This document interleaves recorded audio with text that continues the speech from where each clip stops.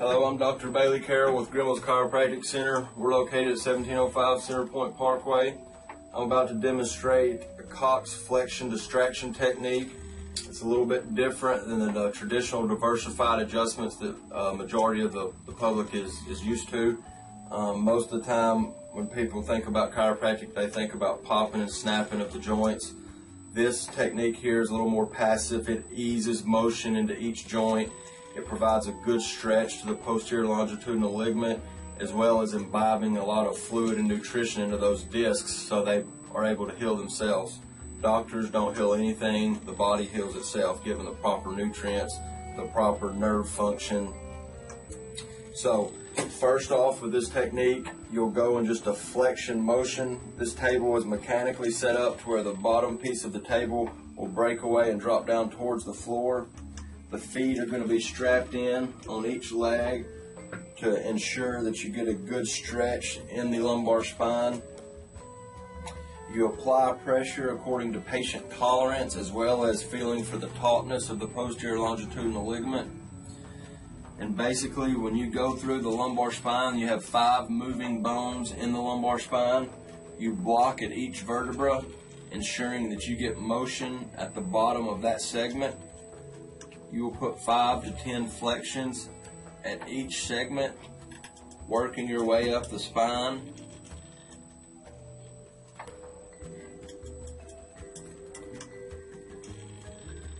This is very relaxing to the patient and feels very good to the patient.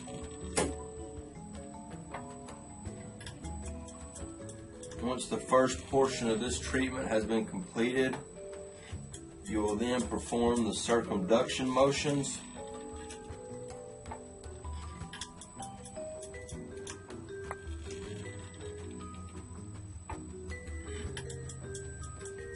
When performing the circumduction motions, you will go in clockwise as well as counterclockwise rotational movements, just to ensure that that particular motion segment does go through all complete ranges of motion. You'll perform 5 to 10 circumductions at each segment.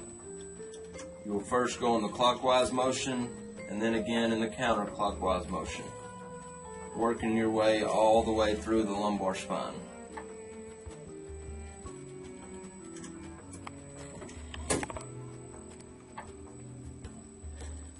There's a lot of research and evidence out there that supports this particular technique. There's probably more research on this technique than any other technique in chiropractic.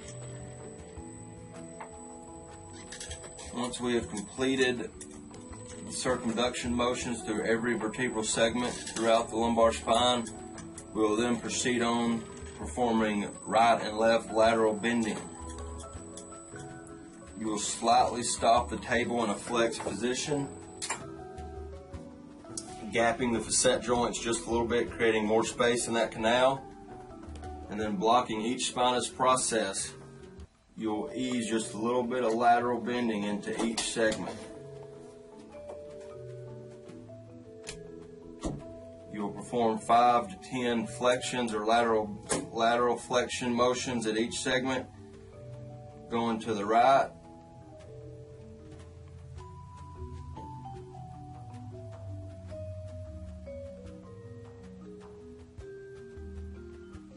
and then the physician will come to the opposite side of the table, blocking the spinous process, performing the lateral flexion motion to the left.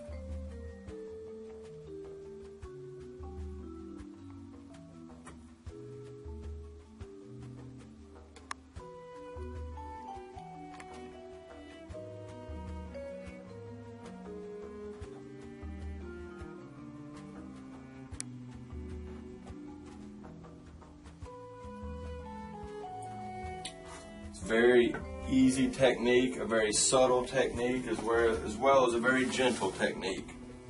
We have about a 90% success rate with this particular technique for the treatment of bulging disc, herniated disc, or degenerative disc disease, as well as spinal stenosis, which is usually a secondary diagnosis from degenerative disc disease. Once the table is locked in position, you may unstrap the patient and the treatment has concluded.